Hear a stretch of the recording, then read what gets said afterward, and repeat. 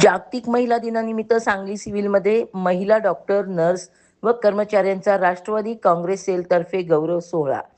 राष्ट्रवादी असंघटित कामगार सेलतर्फे Sangli civil hospital येथे महिला डॉक्टर, नर्स व महिला कर्मचाऱ्यांचा गुलाब पुष्प, सन्मानपत्र व भेटवस्तू देऊन गौरव करण्यात आला.